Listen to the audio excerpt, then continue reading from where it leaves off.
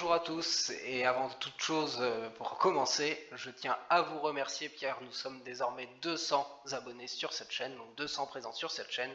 Je vous remercie beaucoup pour tous vos likes, tous vos commentaires, tous les partages de vidéos, je vois tout ça, je sais que c'est ça qui fait grossir la chaîne au fur et à mesure.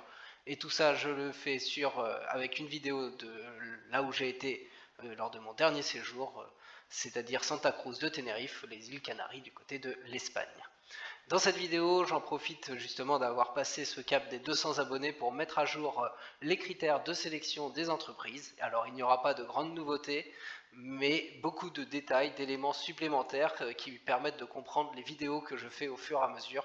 Et en plus, je vous remets tout ça, les 5 critères essentiels et les 3 critères supplémentaires concernant les dividendes, et même des idées d'autres éléments financiers que vous pouvez aller voir et décider de faire des critères dessus si vous souhaitez encore aller plus loin sur les entreprises. Tout ça, je rejoins tout ça dans cette vidéo. Et nous commençons tout d'abord par le premier critère essentiel qui est une entreprise viable à long terme. En effet, il est important de savoir en analyse fondamentale, de comprendre l'activité, les activités de l'entreprise, parce qu'il peut y en avoir plusieurs, ainsi que le business model. Vous n'avez pas besoin de comprendre tous les éléments techniques, vous n'avez pas besoin, si par exemple c'est une société dans la santé, vous n'avez pas besoin d'aller comprendre les molécules, vous n'avez pas besoin d'aller comprendre comme tout ça, mais vous avez besoin de comprendre qu'est-ce qui va être vendu comme produit, comme service par l'entreprise pour faire générer du chiffre d'affaires, du bénéfice et donc durer à l'avenir. Puisque ce que nous recherchons, c'est à ce que l'entreprise soit encore présente dans 10 ans. Ça aller beaucoup plus loin, c'est un peu difficile à dire, puisqu'il peut y avoir beaucoup de changements dans le monde, mais par contre, essayer d'estimer la présence encore d'une entreprise dans 10 ans, c'est déjà quelque chose de bien sympathique.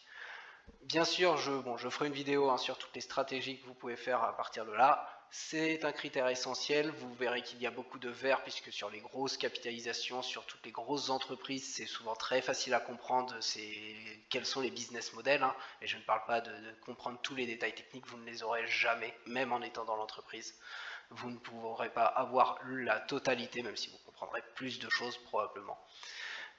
Le seul petit bémol de ce critère, et c'est pour ça qu'il sera souvent dans le vert de toute façon, avec les entreprises qui sont en bourse, ce sont souvent des grosses entreprises et quand même bien implantées, en tout cas celles dont je vous fais l'analyse fondamentale. Et donc le seul bémol de ce critère, c'est que c'est le seul critère qui n'est pas vraiment objectif.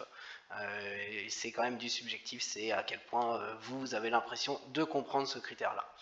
Mais par contre, pour tous les autres critères, et justement j'y reviendrai quand je vous ferai une vidéo sur les différentes stratégies en bourse que vous pouvez faire, comment vous définir votre stratégie, puisque je parle bien de votre stratégie, elle ne peut pas être partagée avec d'autres, ou en tout cas pas vraiment, pas complètement, puisqu'il y a toujours des détails qui vous appartiennent. Et en tout cas, c'est le seul critère que je mets de façon subjective, car le principe pour investir en bourse, le mieux, c'est quand même d'être objectif au maximum et de ne pas laisser parler vos sentiments. Pour imager ce premier critère et donc dire s'il est plus valide et plus dans le vert plutôt que vers le rouge, eh bien j'avais pris l'exemple d'Airbus et je vais reprendre cet exemple-là où vous voyez une partie produits et services sur le site d'Airbus où clairement, eh bien, très simplement, vous pouvez aller voir qu'ils sont du coup dans leurs produits des avions de commerce, des hélicoptères, tout ce qui est défense avec le militaire, avec tout ce qui est du côté des États, etc. Donc il y a des dépenses du côté des États. Tout ce qui est dans l'espace, quelque chose qui est effectivement bien d'actualité en ce moment, on entend pas mal parler, et toute une partie sécurité. Vous pouvez souvent aller sur Wikipédia pour aller voir des détails sur tous ces groupes, etc. Vous avez comme ça les dates de création. Vous voyez que ce sont des entreprises qui sont là depuis longtemps. Quand ce sont des grandes entreprises, vous avez les effectifs qui sont souvent indiqués, qui vous permettent de savoir à quel point il y a du monde ou pas, puisque une entreprise, si elle est énorme, généralement elle ne va pas disparaître du jour au lendemain comme ça. Vous pouvez aller voir les différentes filiales, à quel point c'est très diversifié au niveau des filiales, à quel point aussi ça peut être d'un point de vue géographique, il peut y avoir des données géographiques des fois, je ne sais pas si ici il y en a, et vous allez retrouver encore une fois les différents produits qui sont indiqués. Bon, là vous avez même carrément les différents avions avec le nombre de passagers et ainsi de suite. Vous pouvez avoir plein de détails comme ça pour aller valider votre critère, ce qui est le cas pour Airbus, entreprise bien connue du CAC 40. Le deuxième critère, il s'agit d'avoir une grosse capitalisation boursière, de s'intéresser à cette capitalisation boursière. Je vous ai remis le calcul ici, hein, la capitalisation boursière, c'est le nombre d'actions en circulation fois le dernier cours de bourse. Donc cette capitalisation boursière, elle n'arrête pas de changer, mais on la regarde d'un point de vue global. Et je vous ai mis tous les différents critères au niveau de la validation des critères. Pourquoi il est important d'avoir une grosse capitalisation boursière? L'idée, c'est de s'assurer une liquidité au niveau de cette entreprise-là, hein, de ces actions-là, c'est-à-dire pouvoir vendre facilement, pouvoir acheter facilement ces actions, pouvoir ne pas décaler le cours de bourse. Alors avec des particuliers, à moins que vous soyez vraiment très riche sur des grosses capitalisations boursières, je ne sais même pas comment vous allez décaler le cours de bourse, alors que si vous avez sur des toutes petites entreprises, des toutes petites capitalisations boursières, vous allez pouvoir décaler le cours de bourse, et donc du coup ça peut créer des choses un peu particulières. Il va y avoir aussi le fait d'avoir de la liquidité, des grosses capitalisations boursières comme ça va être souvent des entreprises où il y a beaucoup de monde, d'acheteurs et de vendeurs, et donc du coup beaucoup moins de spread, beaucoup moins d'écart entre le dernier cours d'achat et le dernier cours de vente dans le carnet d'ordre.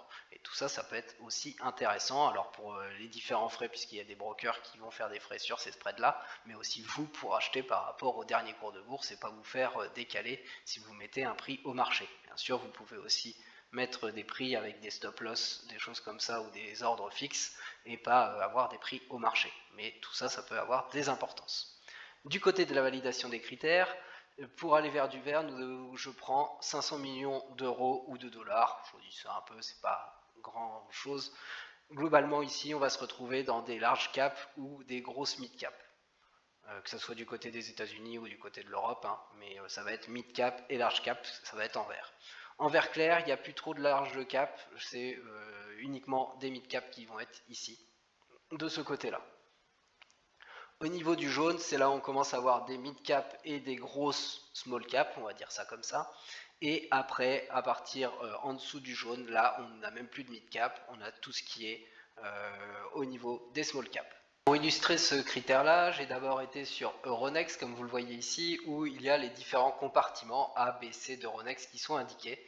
Et vous voyez que le compartiment A, hein, pour les large cap, hein, au final c'est large cap, mid cap et small cap, du côté de l'Europe, puisque ça sera encore plus important, hein, les montants du côté des États-Unis. Mais vous voyez que déjà toutes les large cap elles sont à plus d'1 milliard, donc forcément moi ça sera du vert de ce côté là.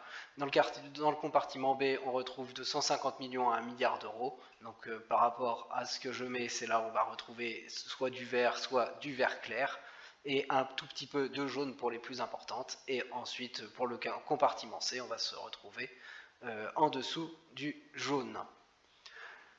Si vous voulez, sur les gros indices, j'ai été donc ici sur le CAC 40, j'ai affiché toutes les capitalisations boursières par ordre décroissant, et donc la plus petite du CAC 40, la plus petite capitalisation boursière, c'est Carrefour qui la détient. Nous sommes ici indiqués en millions, en euros, hein, donc en millions d'euros, et vous voyez que nous avons encore 12 000 millions, et donc nous sommes à plus de 12 milliards. Donc vous voyez que toutes les entreprises du CAC 40 vont se retrouver en vert. Je même fait la même chose avec le SBF 120, donc indice avec plus d'entreprises, hein, 120 entreprises du côté français. Et là vous voyez que seule la dernière, hein, toujours pareil, j'ai fait la capitalisation boursière par ordre décroissant, seule la dernière entreprise qui est DBV Technologies va se retrouver à, donc là ici c'est 299 millions d'euros de capitalisation boursière, et donc se retrouver dans le vert clair. Tout le reste des McPhy Energy ici, nous sommes au-dessus des 500 millions, et donc nous sommes en vert foncé et pas en vert clair. Donc voilà, c'est pour vous donner un petit aperçu de ce que cela donne sur les grosses entreprises, celles dont je vous fais l'analyse fondamentale et celles sur lesquelles je vous suggère d'investir davantage. Le troisième critère essentiel sur les analyses fondamentales, il s'agit du résultat net que nous regardons pour qu'il soit en augmentation, ce qui est bon signe dans ce cas-là. Ce que nous regardons ensemble à chaque fois, c'est l'évolution de ce résultat net sur les 3 et les 5 dernières années. Donc les 5 dernières années au global, mais les 3 dernières années permettent aussi d'aller mettre la tendance au niveau des couleurs sur la validation des critères. Si cette tendance elle est strictement croissante, nous sommes dans du vert foncé, c'est-à-dire que pas de doute, année après année, c'est constamment croissant au niveau du résultat net. Vous pouvez regarder aussi le chiffre d'affaires si vous voulez, j'en parlerai à la fin, ce sont les autres idées, mais là ce que nous regardons ensemble c'est vraiment le résultat net, nous nous concentrons là-dessus. Le globalement croissant en vert clair, ça veut dire que sur les 3 ans et sur les 5 ans, certes c'est haussier, mais il peut y avoir une année plus baissière, une année plus haussière.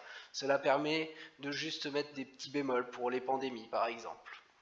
C'est un bon exemple, hein, nous sommes en plein dedans, nous sommes un peu sortis, ça va mieux en ce moment, mais la pandémie de 2020, eh bien, il y a des actions qui ont, certes des entreprises qui ont baissé leurs résultats nets sur cette année-là, mais ça ne veut pas dire que c'est dramatique à l'avenir puisque ça n'arrêtait pas d'augmenter et dès la reprise, eh ben, ça repart complètement à la hausse et donc la tendance est globalement croissante.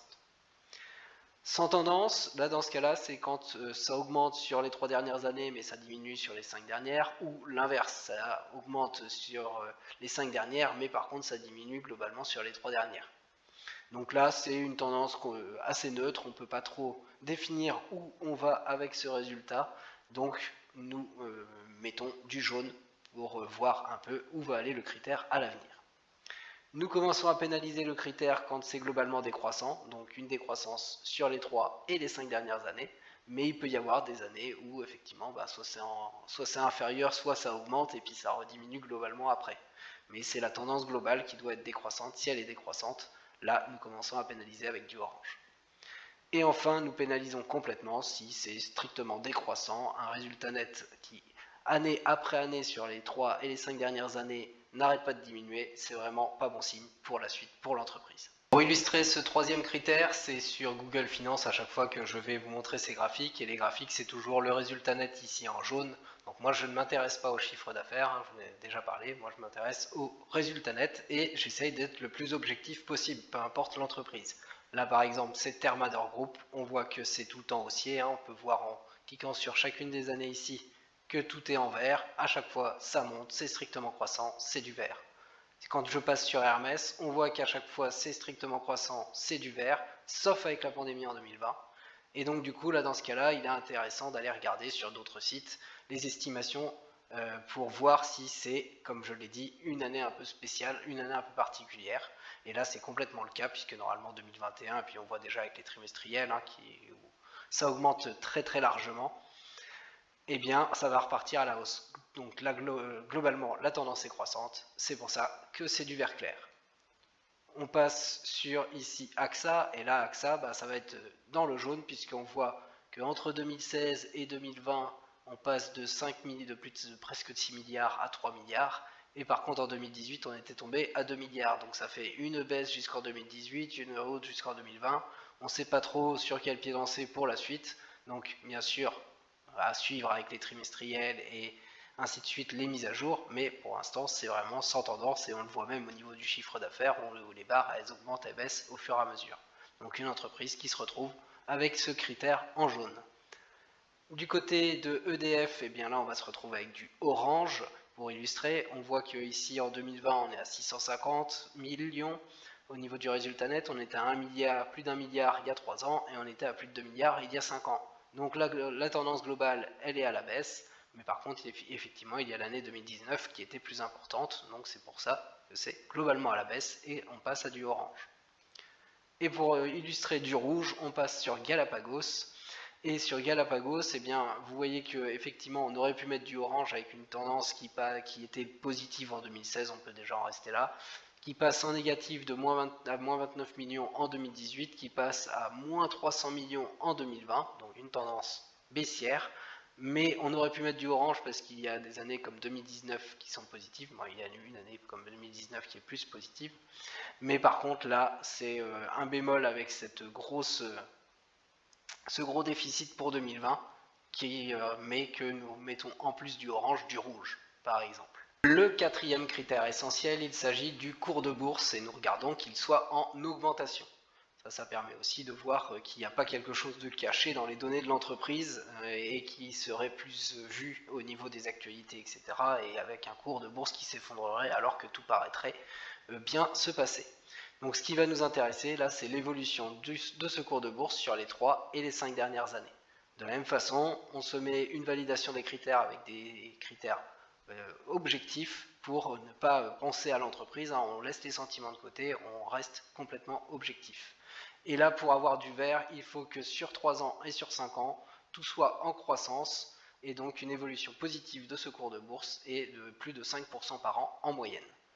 Nous passons sur du croissant, mais avec à chaque fois sur 3 ans et sur 5 ans, c'est croissant, mais par contre, au moins un des deux est inférieur à 5% par an en moyenne, passe à 0 entre 0 et 5%.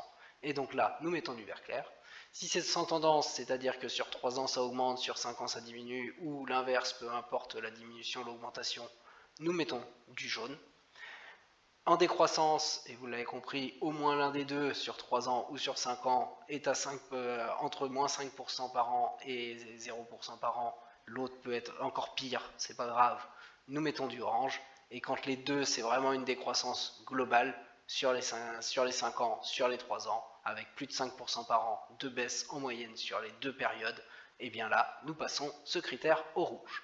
5 actions pour illustrer les 5 couleurs que nous pouvons trouver sur ce critère de l'évolution du cours de bourse. C'est tout d'abord LVMH, du côté du luxe qui porte bien le CAC 40 avec une action qui a un cours de bourse qui apparaît en vert, qui apparaît très haussier, et donc c'est 334,02% de hausse sur 5 ans, donc bien plus que 5% par an. Pas besoin de faire le calcul exactement. Et là c'est 177,58% de hausse sur 3 ans, donc là aussi pas de doute, c'est plus de 5% par an en moyenne, c'est donc un critère que nous mettons en vert. Nous passons du côté de la BNP Paribas pour le vert clair, et là nous voyons par exemple que du côté de la BNP Paribas, nous avons sur 5 ans environ 5,73% de hausse, donc là ça fait 1% par an à peu près, donc c'est bien inférieur à 5% par an. Et par contre, si nous prenons par rapport à mi-novembre 2018, donc sur 3 ans, là nous avons 27,70% de hausse, donc si nous divisons par 3, là nous sommes à plus de 5% par an, donc une fois plus de 5%, une fois moins de 5%, c'est le genre de société dont nous mettons l'action avec ce critère en vert clair. Pour le jaune, Alibaba Group, pareil, sur 5 ans c'est haussier, 55% de hausse, plus de 5% par an. Par contre sur 3 ans, là, par rapport à mi-novembre, avec la chute de l'action actuelle, nous avons 8,99% de baisse. Et donc là, c'est un coup sur 5 ans, c'est dans le vert, sur 3 ans, c'est dans le rouge. C'est le genre d'action que nous mettons en jaune au niveau de ce critère. Pour le orange, l'illustration, nous allons utiliser Société Générale, avec une baisse de 28,28% sur 5 ans, donc plus de 5% par an de baisse. Et par rapport à mi-novembre 2018, donc sur 3 ans, si j'arrive à le prendre, voilà, là nous avons 12,87%, donc c'est un tout petit peu inférieur à 5%, c'est plutôt dans les 4%, mais c'est inférieur, et donc c'est le genre d'action que nous mettons en orange. Et pour le rouge, eh bien j'ai pris orange pour illustrer le rouge, puisque orange elle ne s'est pas remise de la crise, pour l'instant elle n'est toujours pas remontée en tout cas. Et donc là nous avons 29,85% de baisse sur 5 ans, donc plus de 5% par an de baisse, et sur 3 ans, si nous prenons par rapport à mi-novembre 2018, nous avons ici 34,11%, donc là aussi plus de 5% par an, le genre d'action dont nous mettons le critère de l'évolution du cours de bourse en rouge. Cinquième et dernier critère essentiel dans nos analyses fondamentales, il s'agit du PER, le Price Earning Ratio. Nous cherchons à ce qu'il soit faible. Et étant donné que effectivement ce critère seul ça ne sert à rien qu'il soit faible, puisque ça peut être une entreprise dont tout le cours décroît et décroît et décroît et ainsi de suite, mais par contre avec les autres critères s'ils sont bons, un PER faible c'est très bon signe, puisque le PER c'est souvent mis comme le ratio qui permet de noter en tout cas la cherté d'une action. Ce PER il se calcule de la façon suivante, c'est au niveau par action, le cours de bourse divisé par le bénéfice net par action. où nous pouvons faire le même calcul, mais pas par action, mais pour l'entreprise au niveau global. Et donc là, nous prenons en compte toute la capitalisation boursière que nous divisons par tout le résultat net de l'entreprise. Et c'est ça qui donne le PER. Le PER, pour la validation des critères, nous le mettons en vert quand il est inférieur à 10. Donc là, c'est vraiment un PER qui est pas cher du tout. Donc c'est très bon.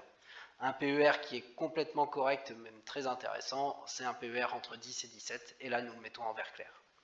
Un PER moyen, donc ça commence à être élevé, puisque c'est ce qui est dit souvent, c'est que quand c'est 17 ici, c'est 17 fois les bénéfices que se paye l'entreprise, c'est quelque chose qui est entendu souvent. Et donc un PER moyen, c'est ce que nous mettons entre 17 et 25.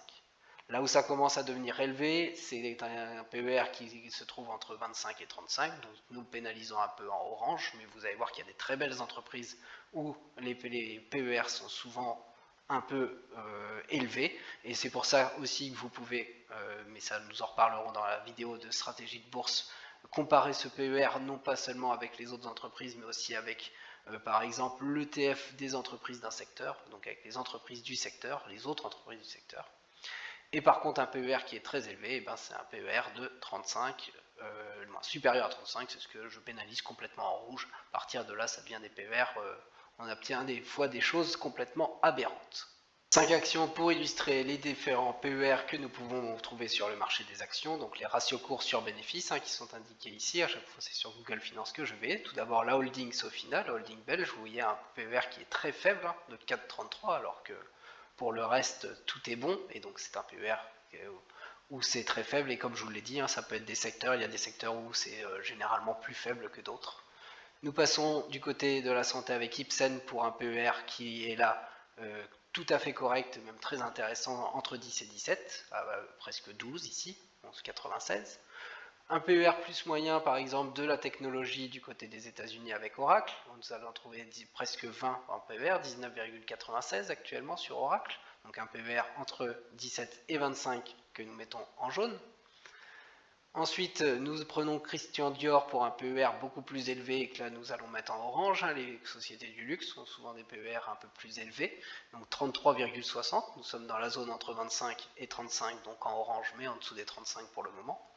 Et du côté bien connu, du côté des États-Unis, c'est Tesla qui est complètement en rouge, et encore ça a diminué par rapport à un certain moment.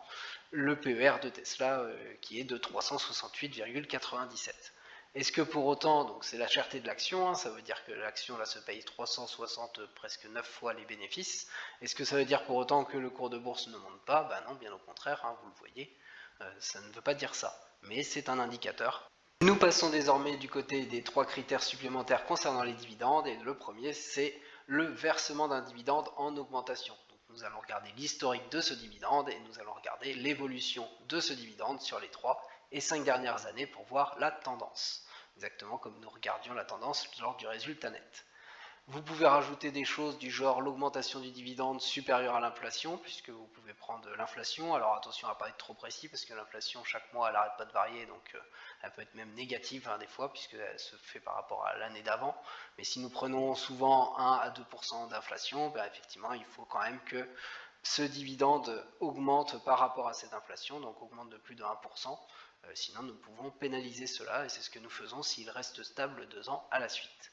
Vous pouvez prendre aussi le fait que le versement de ce dividende est sans interruption, c'est tout ce qui s'appelle les dividendes aristocrates, beaucoup plus développé du côté des États-Unis, mais des dividendes aristocrates ou des dividendes king qui versent depuis plus de 25 ans et plus encore, sans des dividendes sans interruption, ce qui peut être intéressant. Au niveau de la validation des critères, nous allons retrouver exactement comme pour le résultat net, du strictement croissant pour le vert, donc un historique de dividendes complètement croissant sur les 3 et les 5 dernières années, globalement croissant, mais il peut y avoir une année de décalage à la baisse ou à la hausse sur les 3 à 5 dernières années. Sans tendance, ça baisse sur 3 ans, ça augmente sur 5 ans, ou le contraire, mais pas de grande tendance, au bout de 5 ans, on se retrouve à peu près au même niveau. Globalement décroissance, si la tendance est décroissante, mais il peut y avoir 1 à 2 années un peu différentes, un dividende qui est coupé par exemple, ou des choses comme ça. Strictement décroissant, là c'est année après année, le dividende n'arrête pas de diminuer. d'une année sur l'autre et c'est plutôt mauvais signe. En tout cas, ça veut dire qu'il peut être coupé. C'est pas forcément mauvais signe pour l'entreprise, mais en tout cas, c'est peut-être que l'entreprise veut le couper. Généralement, c'est quand même plutôt bon signe qu'un dividende soit versé en augmentation. Je vous ai mis ici en gris à ne pas considérer, puisqu'effectivement, lorsque les entreprises ne versent pas de dividendes, pour bien les identifier, plutôt que de mettre des couleurs qui seraient plus sans tendance, puisqu'il n'y a pas de dividende, il est tout le temps à zéro, ou de le pénaliser en se disant que on le pénalise de l'inflation, je le marque en gris, et comme ça, on repère bien que l'entreprise ne verse pas de dividendes. 5 actions pour illustrer les différentes couleurs que nous pouvons trouver sur ce premier critère supplémentaire concernant les dividendes qui concerne l'évolution de ce dividende. Et donc du coup, la première que j'ai prise, c'est Apple. Vous voyez un dividende en augmentation constante année après année sur les 5 dernières années. Donc pas de problème, c'est du vert. Pour ce critère, nous pouvons regarder ces 10% de croissance environ par an si nous voulons ajouter cela. Sur du vert clair, nous allons tomber sur des sociétés telles que Crédit Agricole, où en Europe et ce qu'il y a eu comme restriction au niveau de la pandémie, les bancaires ne devaient pas verser de dividendes, donc ont coupé leurs dividendes, et par contre en 2021, eh bien c'est reparti complètement à la hausse, ce qui donne sur 5 ans entre 2017 et 2021 une tendance plutôt haussière, mais avec quand même un écart, donc du vert clair. Côté jaune, j'ai trouvé Gecina du côté jaune, puisque sur Gecina, vous voyez qu'entre 2017 et 2019, ça augmente, puis ça rediminue jusqu'en 2021, et au final, en 2021, on se retrouve avec un dividende qui est très très peu élevé par rapport à 2017. Donc c'est le genre de choses que nous mettons en jaune, sans grande tendance, un peu d'évolution, un peu de diminution, à voir comment ça évolue par la suite, mais pour l'instant, c'est le genre d'entreprise Gecina où nous mettons ce critère en jaune. Du côté du orange, j'ai pris Safran comme entreprise, où là, il y avait une évolution constante à la hausse. Et par contre, entre 2017 et 2021, eh bien là, ça a complètement baissé. Safran a d'abord coupé son dividende en 2020. Elle l'a remis en place en 2021, mais très très faible. Donc ça donne une tendance fortement baissière, mais pas complètement, puisqu'il y a des années un peu supérieures, un peu inférieures. Et donc c'est du orange. Je n'ai pas trouvé d'entreprise pour le rouge, qui est complètement une tendance baissière. Ça doit pouvoir se trouver, mais comme ça, je n'en avais plus en tête. Mais effectivement, généralement, les entreprises essayent de faire davantage une tendance haussière à leurs dividendes, et c'est pour ça que c'est plus difficile de trouver du rouge complet. Par contre, j'ai trouvé une entreprise qui ne verse pas de dividendes, ça c'est très simple. Du côté des GAFAM, il y a Amazon. Et vous voyez, l'historique du dividende, il me semble qu'aucun dividende n'a été attribué à cette action. Amazon fait partie des actions qui ne versent pas de dividendes, qui n'en verseront peut-être jamais. Et vous pouvez aussi trouver dans ce cas-là souvent des entreprises que l'on appelle des entreprises à croissance, qui sont plutôt en début de leur développement et qui sont avant de verser leur premier dividende, et parce qu'ils réinvestissent tous les résultats, les bénéfices qu'ils font pour se développer au fur et à mesure. Et donc, pour Amazon, c'est du gris pour ce critère. Le deuxième critère supplémentaire concernant les dividendes concerne le rendement. Donc le rendement actuel, l'idée c'est qu'il soit important pour que nous mettions du vert pour ça. Le rendement, c'est le dividende sur le cours de bourse actuel. Nous le regardons à un instant T et nous voyons dans quelle catégorie il se place. Toujours pareil, nous mettons ce critère de façon objective et donc nous mettons des barrières qui sont clairement abstraites mais qui permettent d'évaluer les sociétés les unes par rapport aux autres.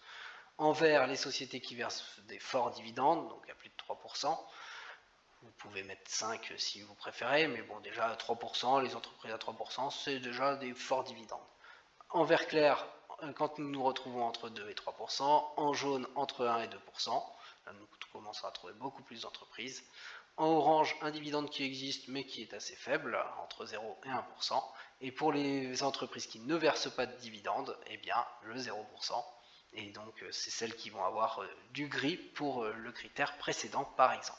Illustration par 5 entreprises de ce que nous pouvons trouver sur les marchés boursiers pour ce critère. Et donc tout d'abord nous commençons par Total pour un critère dans le vert, puisque Total ça fait partie des entreprises à dividendes bien connues du CAC 40 avec un rendement à 6,07%, bien plus des 3%. Du côté du vert clair, par exemple, nous pouvons aller en Suisse avec Nestlé, qui va avoir un rendement entre 2 et 3%, à 2,23 actuellement. Du côté, nous pouvons retourner en France pour le jaune avec des entreprises de l'industrie telles que Schneider Electric avec un rendement de 1,68% actuellement. Du côté des petits rendements, par exemple, la technologie américaine, Microsoft, du côté des GAFAM, 0,74%. donc un rendement entre 0 et 1% que nous mettons en orange. Et du côté des rendements en rouge qui ne versent pas de dividendes, j'ai pris Amazon tout à l'heure, nous pouvons prendre Alphabet, donc la maison mère de Google, pour un rendement qui n'est pas versé, donc 0% de dividendes, et donc du rouge. Troisième et dernier critère supplémentaire concernant les dividendes, et il s'agit du ratio de distribution, le payout ratio. Il faut qu'il soit faible, c'est ce que nous cherchons, puisqu'il faut que le taux de distribution ne soit pas trop élevé pour que l'entreprise puisse réinvestir et se développer, notamment faire aussi des fonds de roulement par exemple. Le taux de redistribution, on le regarde sur les 5 dernières années, et c'est ce que nous regardons à chaque fois, c'est ce taux, et voir s'il est faible ou pas. Le taux de distribution, il se calcule de la façon suivante, c'est le dividende par action divisé par le bénéfice net par action, ou vous pouvez le prendre au niveau global, donc le dividende global par rapport au résultat net global de l'entreprise. Ce que nous mettons en vert, c'est toutes les entreprises où le ratio de distribution sur les 5 dernières années il est inférieur à 60%, c'est-à-dire que l'entreprise réinvestit beaucoup d'argent. Là où elle en garde un peu moins, on peut trouver des ratios de distribution au moins 1 ou 2, et là c'est en fonction, là ça peut être très variable en fonction des entreprises, mais nous mettons dans le vert clair quand c'est plutôt entre 60 et 70% de distribution. Nous passons à du jaune quand c'est entre 70 et 80% plutôt du côté des entreprises, parce que là ça commence à être plus moyen, ou ça peut être quelque chose du genre c'est plutôt vert, mais par contre l'entreprise s'est endettée une année pour continuer à verser son dividende, donc là c'est quelque chose que nous pénalisons en jaune. En orange, là nous pénalisons beaucoup plus, c'est quand on commence à retrouver des ratios de distribution sur les 5 dernières années qui sont souvent pénalisants pour l'entreprise, ou en tout cas plus pénalisants, et se retrouve souvent élevé, donc l'entreprise réinvestit beaucoup moins. Et supérieur à 90%, et des taux d'endettement tout le temps, il va y en avoir peut-être, je vais voir, mais des entreprises où nous mettons ce ratio de distribution en rouge, et là c'est plutôt mauvais signe quand ça dure longtemps comme ça. Toujours à ne pas considérer pour les entreprises qui ne versent pas de dividendes, puisque finalement elles sont au-delà du 60%, on aurait pu les mettre en vert, mais afin de bien les visualiser quand je fais les analyses fondamentales, on met le critère à ne pas considérer. Mais c'est comme si elles n'avaient versé pas, elles le réinvestissaient tout pour elles, et donc c'est plutôt quelque chose de positif de vert. Un petit passage en revue avec 6 entreprises pour voir le panel de tout ce que nous pouvons trouver au niveau des ratios de distribution et donc les différentes couleurs que nous pouvons attribuer. Et le tout premier, c'est une entreprise que nous avons vue il n'y a pas longtemps, c'est Robertet. Donc vous voyez un ratio de distribution qui reste scotché au niveau un peu en dessous des 25% et donc bien inférieur à 60%, et c'est le genre d'entreprise où nous mettons du vert pour ce critère. Nous passons du côté de Danone pour le vert clair, puisque vous voyez que globalement Danone il y a 2017 et 2018 et 2016 où c'est inférieur à 60%, donc là c'est en zone verte, et par contre deux critères en 2019 et 2020 où là c'est en zone vert clair, et donc du coup c'est le genre d'entreprise où nous pouvons pénaliser un petit peu, mettre un petit bémol et mettre du vert clair. Sur du jaune, nous avons une entreprise comme Givaudan où là ça reste carrément entre 70 et 80, sauf en 2018 où c'est à 80%, mais sinon ça reste vraiment dans la zone que nous mettons en jaune, la zone moyenne pour ce critère. Donc entre 70 et 80, c'est ce genre d'entreprise que nous allons retrouver. Du côté orange, nous allons retrouver une entreprise comme Enel, où il y a là deux critères qui seraient en jaune, qui seraient 2017 et 2018, puisque nous sommes dans la zone entre 70 et 80. Et pour les autres, c'est au-delà de 90, en 2016, 2019 et 2020. Et donc c'est dans la zone rouge. Donc un peu de jaune, un peu de rouge, nous faisons un peu la moyenne de tout ça, ça donne une entreprise que nous mettons en orange. Pour du complètement rouge, nous pouvons prendre Anheuser-Busch InBev, AB InBev, puisque vous voyez, donc là certes il y a 2019 où le critère est en vert inférieur à 60%, mais tout le reste c'est de l'endettement pour maintenir son dividende, c'est vraiment pas bon signe. Donc là ça fait beaucoup trop d'années, ça fait quand même 4 années sur les 5 que nous regardons complètement dans le rouge, donc du coup une entreprise où nous pouvons mettre du rouge. Et pour le gris, à ne pas considérer, on peut prendre encore une entreprise qui ne verse pas de dividendes, qui est Monster Beverage, qui ne verse pas encore en tout cas, peut-être qu'elle en versera à l'avenir. Et la distribution sur le résultat net, vous voyez, elle est complètement inexistante. C'est pour ça que nous mettons ce critère en gris, et comme ça nous le visualisons bien.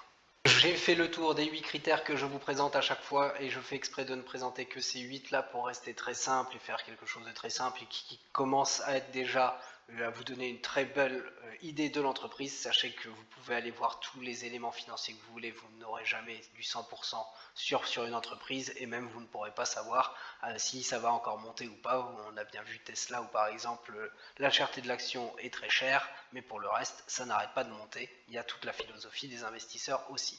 Néanmoins, je vous affiche ici d'autres idées d'éléments financiers que vous pouvez intégrer dans votre stratégie d'analyse, votre stratégie de bourse. On en reparlera quand je ferai la vidéo sur les différentes stratégies. Il y a beaucoup de choses à dire. Mais par exemple, vous pouvez aller regarder la croissance du chiffre d'affaires, le CA, donc ce que je vous présentais en vert sur le graphique, là où moi je regardais les résultats nets en jaune, mais vous pouvez faire exactement un même critère sur la considération de ce CA. Vous pouvez aller regarder le free cash flow, le FCF d'une entreprise, donc le flux de trésorerie disponible d'une entreprise. Donc là, ça vous permet de savoir à quel point l'entreprise est capable de reverser des dividendes, à quel point elle est capable de réinvestir pour augmenter toute son activité, à quel point elle est capable de grossir globalement. Vous pouvez aller regarder par exemple le bénéfice net par action, le BNA, hein. Tout ça vous pouvez aller retrouver, il y a plein de choses sur internet, vous pouvez aller retrouver à quel point, à quoi ressemblent ces éléments financiers plus en détail si ça vous intéresse. Donc là le BNA c'est le résultat net sur le nombre d'actions, donc là ça permet de savoir à quel point l'entreprise est capable de faire des bénéfices par rapport à son nombre d'actions, parce que si elle n'arrête pas d'augmenter son nombre d'actions et s'endette à chaque fois, certes elle fait du résultat net, mais au final elle n'augmente pas son résultat net par action, elle est obligée de s'endetter à chaque fois pour faire du résultat supplémentaire, alors que si elle fait du rachat d'actions, elle diminue son nombre d'actions, puisque souvent les entreprises font ça, du côté notamment des États-Unis, du rachat d'actions avec de l'annulation d'actions, ça se fait aussi en Europe bien sûr. Eh bien, on va pouvoir voir, par exemple, même si l'entreprise ne fait pas d'augmentation de son résultat au niveau global, s'il y a moins d'actions, eh bien, votre action couvre une partie des bénéfices supplémentaires. La marge opérationnelle, la MOP, c'est le résultat d'exploitation, donc proche du résultat opérationnel, hein, c'est pareil, c'est au niveau de comment ça se calcule, qui est un peu différent quand même, par rapport au chiffre d'affaires. Donc là c'est pareil, on va aller voir par rapport à tout le chiffre d'affaires que l'on est capable de faire, à quel point on est capable de faire des marges, et donc ça c'est très intéressant pour aller faire des bénéfices supplémentaires. Si on n'est pas capable de faire des marges et que le coût de nos opérations n'arrête pas d'augmenter, là ça peut être un peu embêtant au fur et à mesure. Vous pouvez ensuite en cinquième aller voir la rentabilité des capitaux propres, donc le RCP. C'est aussi dit le retour sur les capitaux propres, ce que vous pouvez les retrouver aussi. Ça se calcule sur le résultat net sur les capitaux propres. Donc les capitaux propres, on enlève les dettes et on s'intéresse juste par rapport à la trésorerie de l'entreprise qui a été apportée directement et qui n'est pas des dettes, à quel point on est capable de faire du résultat avec ça. Puisqu'une entreprise qui s'endette à chaque fois pour aller faire du résultat supplémentaire, c'est pas forcément un bon signe non plus. Et du coup, encore plus pour parler de la dette, vous pouvez encore aller voir carrément le ratio d'endettement net, donc le net gearing, qui est la dette nette sur ses capitaux propres. Donc le taux d'endettement globalement par rapport à l'argent, trésorerie et argent apporté par des actionnaires et ainsi de suite, qui serait directement dans l'entreprise. Ça vous permet d'avoir un taux sur lequel vous pouvez aller rajouter d'autres critères par rapport à ceux que je vous présente. J'espère avoir été très clair dans cette vidéo. Je vous remercie encore une fois pour ces 200 abonnés. Je vous dis bienvenue à tous ceux qui sont arrivés. J'espère qu'on va encore grossir et que je vais vous apporter beaucoup de choses dans les différentes vidéos à venir. Je ne vais pas m'arrêter. Et je vous souhaite une très bonne journée en tout cas. Merci beaucoup et à très bientôt.